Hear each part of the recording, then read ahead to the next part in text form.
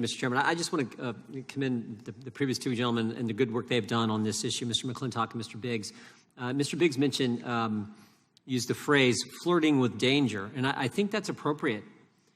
And I guess I want to go back to something that Mr. McClintock mentioned. I guess I mentioned it as well, but when you have the Secretary of Homeland Security ask the question, when the question was posed to him, what is the status of the people that you've encountered on the border, not to mention the ones who they didn't encounter, but the ones you've encountered on the terrorist watch list, what is their status? As Mr. McClintock pointed out, yeah, we know who the numbers, but he couldn't answer, and they don't report what happens to him.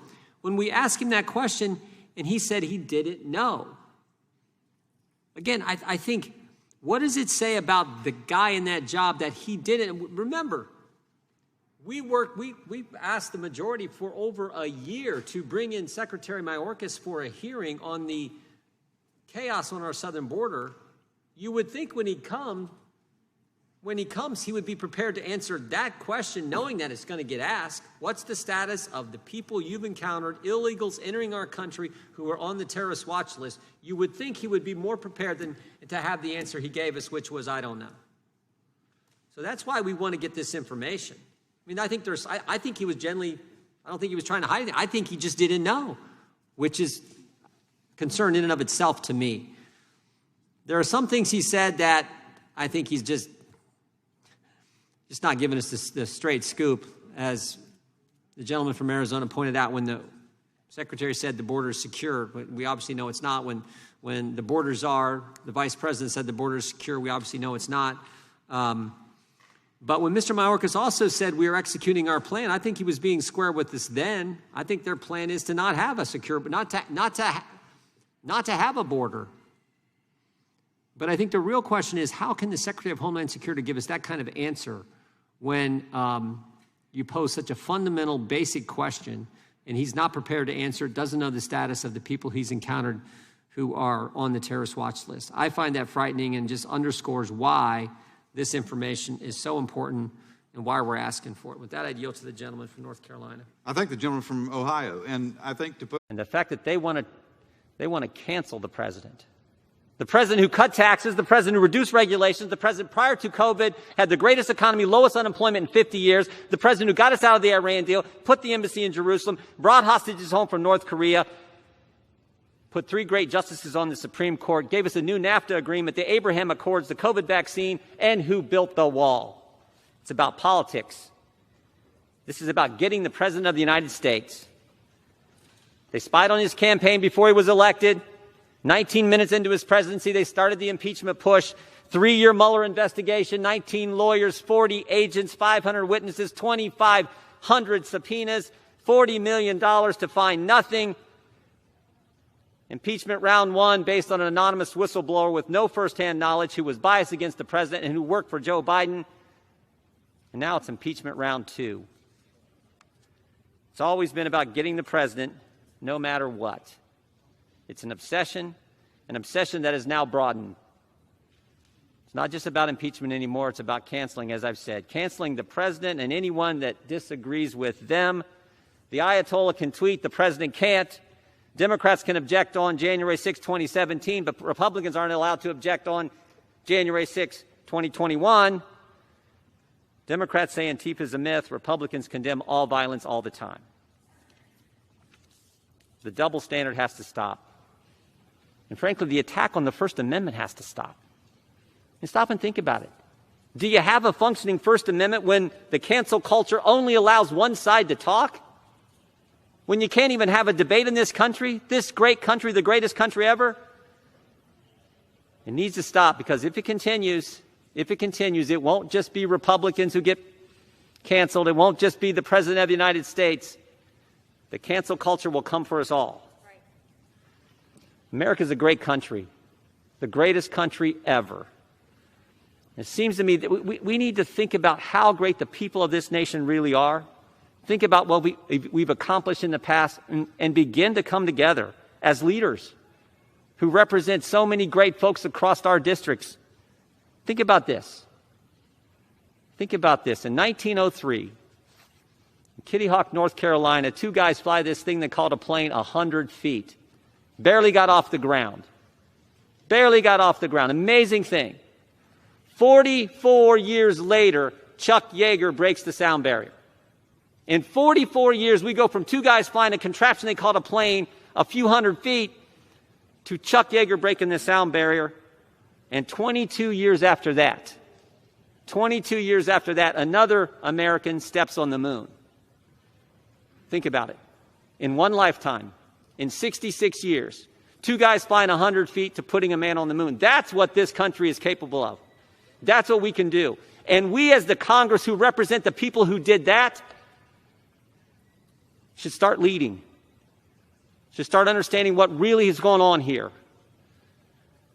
So I hope we defeat this. I hope we can begin to come together and recognize the greatness of the American people and focus on the things they want us to focus on. I yield back our time. Gentleman. And today's actions of the Speaker just confirm that. But frankly, and I've said this before, what else are they going to talk about? I mean, they're so focused on the January 6th committee. What else are they going to talk? Are they going to talk about crime? The fact that crime is up in every major urban area in this country? They're going to talk about the border crisis?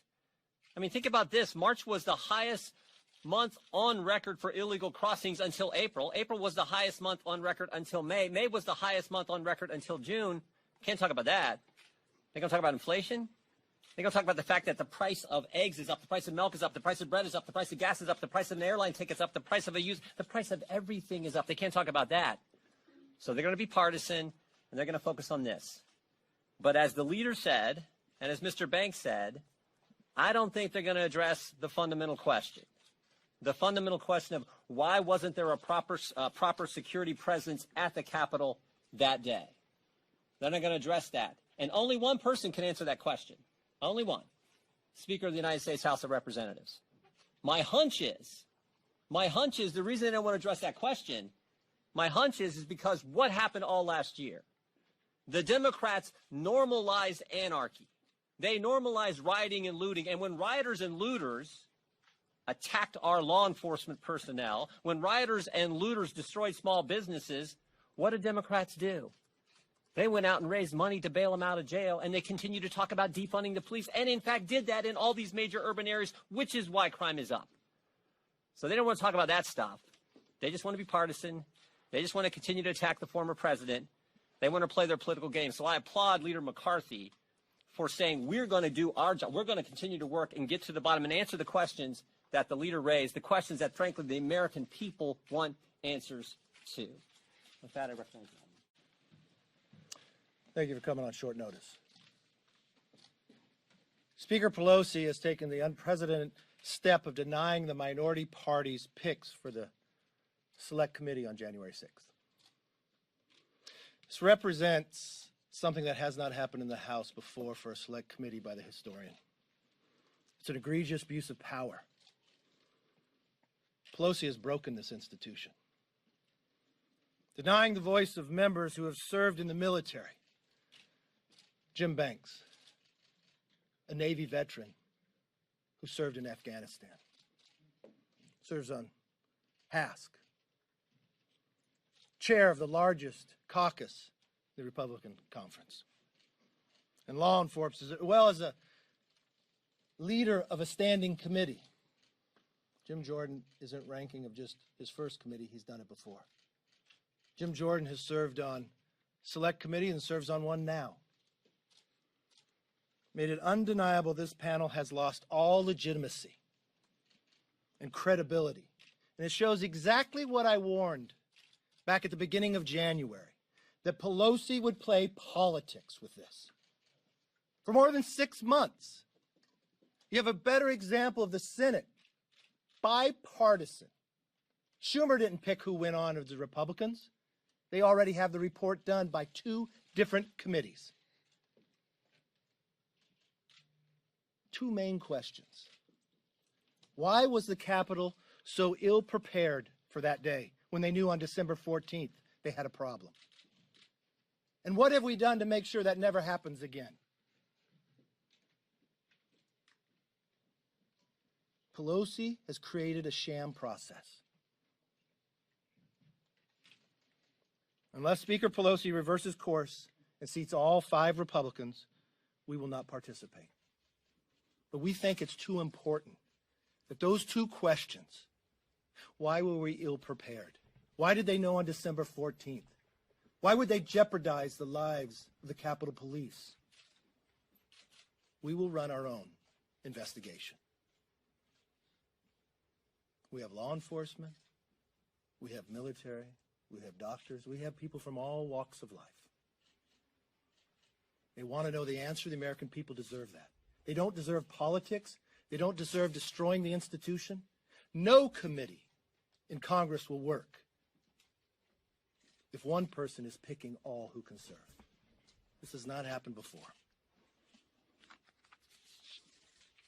House Democrats must answer this question. Why are you allowing a lame duck speaker to destroy this institution? This is the people's house, not Pelosi's house. We will do our job, though. We asked to do our job. We want to do our job. I may object to the people that she put on the committee, but I respect her right to do it, just as every leader has done before. Destroy an institution for your own political gain. America expects more and deserves more. With that, I want to bring up Congressman Jim Banks, individual who served his country in Afghanistan, served in a state legislature,